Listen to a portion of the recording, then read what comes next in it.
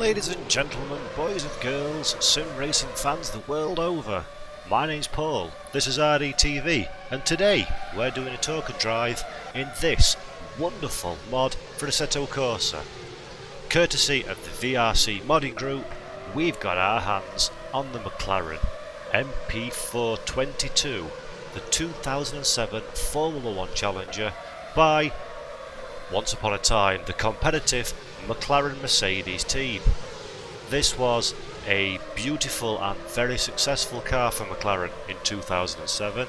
It went on to achieve 8 Grand Prix victories, 8 pole positions and 5 fastest laps in the hands of drivers reigning double world champion Fernando Alonso, making his debut for the team following his switch from the Renault outfit, and a young British rookie, a GP2 driver, somebody many people had heard of and expected to have a reasonably successful career in Formula 1, namely one Lewis Hamilton. Alonso and Hamilton would do battle royal during the 2007 Formula 1 season, sharing, trading even, race wins, victories and even the same piece of tarmac in the pit lane on the way to becoming second and third position in the World Championship on equal points and just a single point behind that year's world champion Ferrari's Kimi Raikkonen. McLaren would do a royal job of losing a championship many thought was very much theirs to win, with the fastest car on the grid during 2007, only to see inter-team rivalry, frankly poor team management and a mutual hatred of each other between Alonso and Hamilton go far enough to destroy the British team's chances of winning the world title in what looked like pretty much a cakewalk for McLaren in 2007. Now, that's all water under the bridge. Hamilton and Alonso have long since made up their former heated rivalry. McLaren have long since given up being competitive in Formula 1 racing, and Mercedes have long since given up being an engine supplier to customer teams and gone their own way, ironically, with Hamilton, and pretty much wrapped up the turbo hybrid era in terms of race victories in Formula 1. But, thanks to sim racing modding, the VRC modding group have brought out this incredibly detailed, incredibly good quality mod of McLaren's 2007 Challenger. Now, I'll admit, the MP4-22 has been out for quite a while now. In fact, it released as long ago as February 2018, but we've not had the opportunity yet to give it the RaceDepartment token drive treatment, and even though it's a year old, or coming up to its first birthday, the quality of the mod is absolutely first rate and completely deserves its opportunity to have a little bit of time in the sun here at RD and expose it to our good viewers watching in today on Twitch and YouTube. So if you've missed it first time round for whatever reason, or if Formula 1 cars don't float your boat in sim racing, I'm hoping by watching this video it'll either reaffirm your feelings if you've already driven it, or inspire you to head on over to RaceDepartment.com, give it a download and give it a bit of a whirl. It's an excellent car. The sound, the visuals, the force feedback and the feeling are all of the absolute highest quality you can get in sim racing modding, which is no surprises because the VRC modding group are very quickly forming a reputation of being a very, very, very talented group of race car modders, and they've brought out a prolific number of historic Formula 1 cars throughout the years, not just centred on the semi-modern mid-2000s. There's a beautiful Jordan 191, the first car of Michael Schumacher in Formula 1, having stood in for a rather excitable Bertrand Gachot, who decided releasing a can of CS spray into a taxi driver's face in London would be a good idea. He spent a little bit of time at His Majesty's pleasure, allowing Michael Schumacher to make his debut before being snatched from under the noses of Jordan by none other than Benetton and Flavio Briatore. The rest is history with young Michael, but that's going back some years, and Today is 2007. We're in Fernando Alonso's McLaren. We're racing at Fernando's home Grand Prix of Barcelona, and we've got a field of other 2007 McLarens. Now, if I'd have said that in 2018, you'd have said, aha, mediocrity all the way around. But actually, for those of us with a bit of a longer memory, McLaren used to be a good team. They used to bring out good cars, and they used to regularly win races and fight for championship successes. I know, that sounds rather dramatic, doesn't it, when you think of the last few years' worth of trials and tribulations down at Woking. But back in 07, McLaren were very much one of the strongest teams in the Formula 1 field. Having just taken on Lewis Hamilton, of course, in 07 was enjoying his debut year in Formula 1 racing. A remarkable year, actually. Had a dramatic string of podium finishes during the opening few rounds of his career before taking that first win at Canada at the Circuit Gilles Villeneuve. And of course going on to win the World Championship in 2008 at his second attempt at the title in dramatic fashion in Brazil in the rain, thanks in no small part to a mysterious and dramatic significant loss of pace from Ricardo Zonta in the Toyota, Timo Glock in the Toyota in the final lap of the Brazilian Grand Prix, sneaking in that championship success ahead of the lovable and always prone to tears Felipe Massa in his Ferrari. But that's a year in the future. In 2007, Hamilton would be forging a reputation in Formula 1 as a formidable challenger, exciting to watch, keen to overtake, and blisteringly quick. Hamilton pretty much put his highly regarded, newly minted double world champion teammate Alonso in the shade that year, and started what many would consider to be pretty much a steady decline in success for Alonso's career, as the Spaniard would leave McLaren in acrimony at the end of 07 to return tail between legs to the now somewhat less competitive Renault team, where he would spend a couple of years not really achieving anything other than the odd win or two, apart from, of course, being involved in the rather disappointing debacle of Crashgate Singapore, where allegedly teammate Nelson Piquet Jr. put the car in the wall deliberately in order to cause a safety car and thus guarantee victory for Alonso. Of course, since then, no proof has ever been shown that Alonso was complicit in this.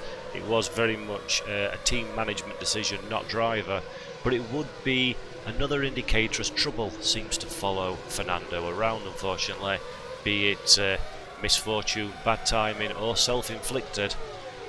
Who's to decide or say what's true in that one? But yeah, Alonso would have a couple of difficult years in Renault following his exit from McLaren, before spending a little bit of time at Ferrari and never quite managing to achieve the success either he or the Tifosi would have hoped for, before eventually probably finishing his Grand Prix career, ironically, back at McLaren, now that Ron Dennis is no longer in charge and the Spygate scandal during his 2007 stay is all but a distant memory, even though it cost McLaren €100 million and a lot of embarrassment at the end of the season.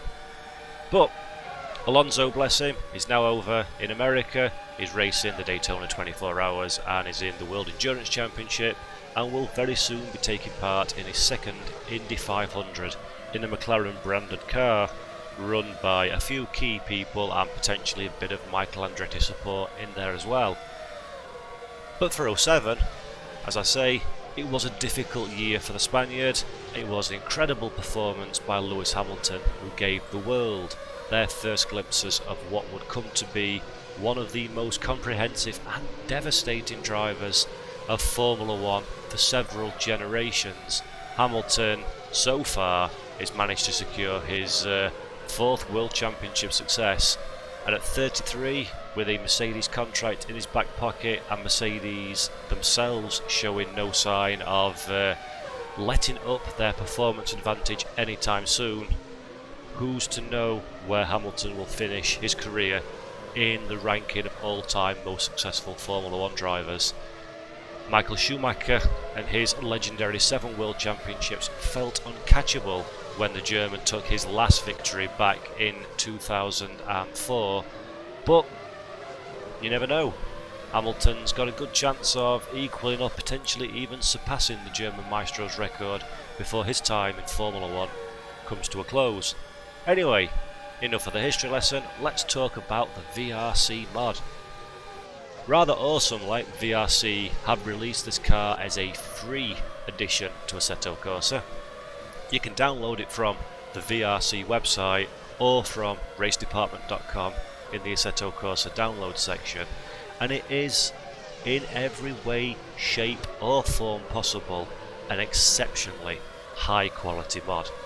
If we'll talk about the 3D model briefly first, you can see from the cockpit shots of this video and also from the off-board TV camera view, there's no stone being left unturned in terms of detail applied to this mod. It really is of the absolute highest standards. The modelling is clean, it's precise, the level of detail applied to the cars in every aspect is incredibly high and of the finest quality for me in sim racing, absolutely up there, completely. It's a really well finished car. The detail in every aspect is tremendous. In the garage settings at the track, there is a mod add-on option where you can apply different wing settings on the front, so you can have a visually different wing setup. You can add fins to the car that it ran during the 2007 season, because of course in 2007 Formula 1 was very keen on allowing ugly as sin aerodynamic appendages to appear on the car like warts at any given time, and VRC have replicated some of these dramatically disgusting extra pieces of aerodynamic aid to the car within this mod, and that's a really nice touch that you can run different configurations based on what the McLaren team ran during the 2007 season. And there are a couple of other visual updates to the cars that you can add as well within the garage, which again is one of those indicators of how keen VRC are to apply attention to detail to this model, to this car, to faithfully represent the MP4-22 of Vodafone McLaren Mercedes that they ran during 2007. So really, I can't say a lot more about the 3D model. It's pretty much faultless. It's well optimized, so even with a full field of cars, even with high graphic settings in challenging lighting conditions, the grid and the game and the car all run together really smoothly. There's been a lot of work obviously gone on into creating a good performance 3D model. Should work very well off and online against a variety of different cars. And as I say, I've said several times now, it bears repeating, the detailing is of the highest standard on board and off board. There's some really nice shading going on in the cockpit. The dials and the different logos and stickers and whatnot really feel like they pop off the car. Not particularly noticeable in this video because of the limitations of streaming.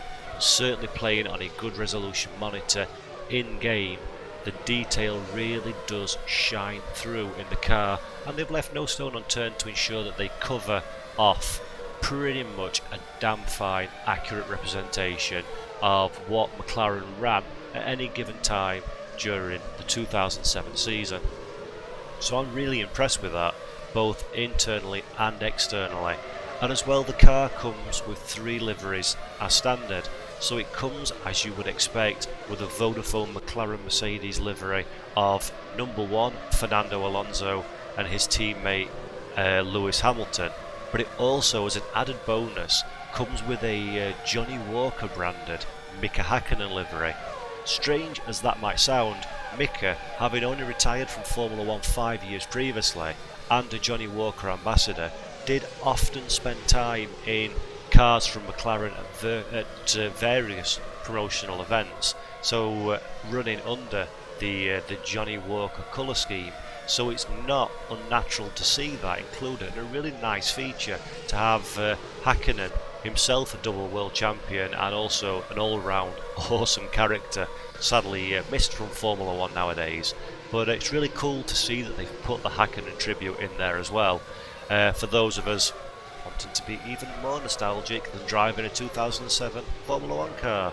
So that's really good, and of course, as with the vast majority of mods nowadays, the car comes with its own painting templates, so you can create liveries of your own choice throughout the community, many of which are available to download already at RaceDepartment, with the car having now been out for almost a full 12 months. So really nice touches, really good attention to detail, very satisfying in that regard. And then if we move on to the audio aspect, this car sounds beautiful. It's from an era when Formula 1 cars actually sounded nice. I know, hard to imagine in the turbo hybrid of recent times, but this car runs a Mercedes-Benz V8 naturally aspirated, screaming Grand Prix engine. I'll be quiet for a second so you can hear it here. Really, really nice job with the audio. It sounds off and on board absolutely beautiful. And of course, back in 07, Formula 1 ran traction control as well, and I think the audio that they've put into the TC, the way that the traction control, the way that interacts with the engine sounds of the cars is really, really impressive, and I really like that. I think they've done a very, very good job replicating a particularly iconic era of high revving, screaming V8 engines. So that sounds beautiful. They've done justice completely to the Mercedes-Benz FO108T 2.4 V8 engine. I do like the little detail, as I say, with the traction control that really does stir up memories of what Formula 1 cars sounded like back in the 2007 period. So Assetto Corsa, in my opinion, is potentially not the strongest racing sim from an audio standpoint. Many of the cars, the default Kunos cars, leave me a little bit cold from an audio point of view, but I think VRC have surpassed anything that I've heard from the studio created content, and is really up there as one of the most impressive sounding audio experiences within the sim and the sim racing modding community. So top marks on that one. The quality of the sound absolutely matches the 3D model quality that's been applied within this car. And then that leads us on to the one that's arguably the most important thing of all, and that is the handling. I've never driven, I'm saying this a lot recently, so please take the hint and offer me a drive. I've never driven a Formula 1 car before, of course, but the physics and the handling of these cars feels very, very believable. They're not doing anything ridiculous, it doesn't snap away from you, as is the tendency with a lot of Formula 1 mods in different sims that I've driven. It doesn't feel like it snaps away from you in a ridiculous fashion that you wouldn't expect. The car feels fairly neutral. It's very organic, I think is a good way of putting it, in the way that it behaves. Sliding feels natural. You do get to a point where you are sliding that much that you will not recover the car and it will snap, but that's a consistent way that it does it. You know where the limit of the car is, you know how much above the limit you can step before you're going to get into an unrecoverable situation, and that's repeated back through the force feedback and the feeling in the steering wheel in a really natural, really comfortable, really quite confidence inspiring way. And that's one of the biggest things I could take away from this mod. No, I historically stay away from Formula 1 cars and sim racing like the plague. They hold no interest to me. They're very point and squirt, normally quite snappy, very much a point, put your foot down, go type experience, which is not the kind of experience that I enjoy or I'm looking for. But I think the detail that's been applied to the physics and the force feedback in this car really talk to a driver and take away some of that natural feeling of, well, not feeling is the wrong word, take away my natural reluctance to engage with this kind of car, because I can understand a lot more than I've found in other cars. I can understand what it's doing by the forces and the motions that it's telling me through the wheel, and that's nice. And that actually, slowly but surely, you have to learn to trust and build confidence in what the car is telling you in order to push it that much faster.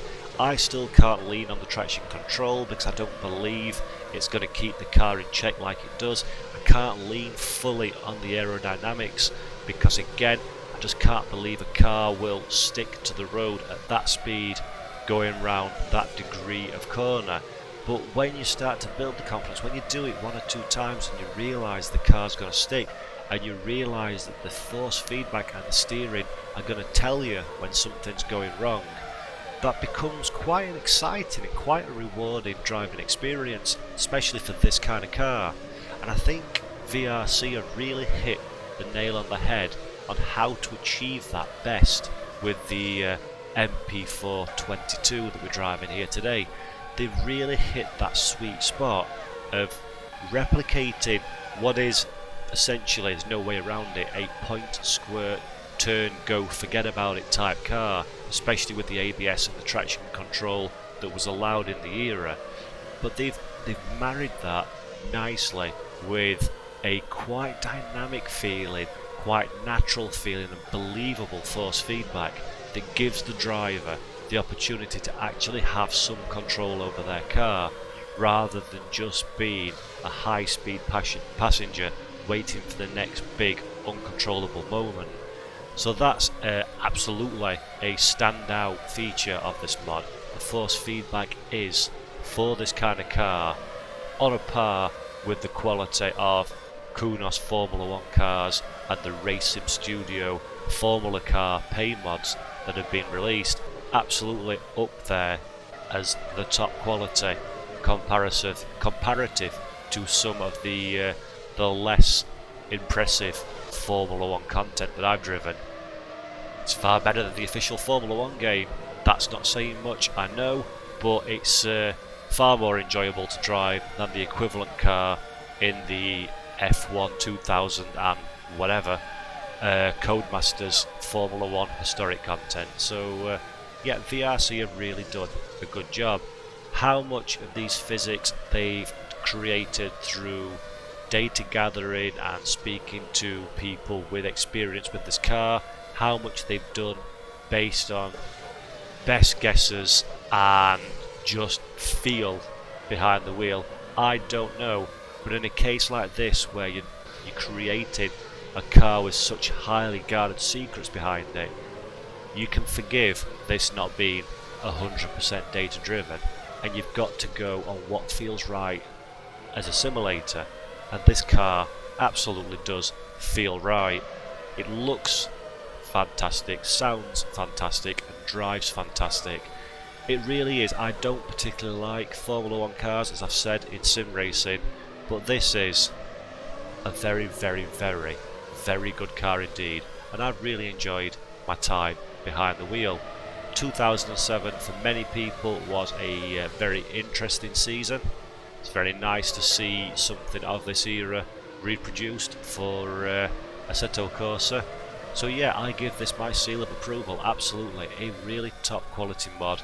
Thoroughly enjoyed driving it, and I hope you've enjoyed watching this video.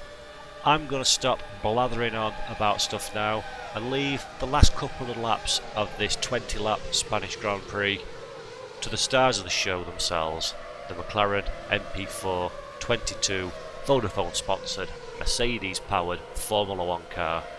I hope you've enjoyed the video. As always, I would appreciate a like and a subscribe on our Twitter and our YouTube channel.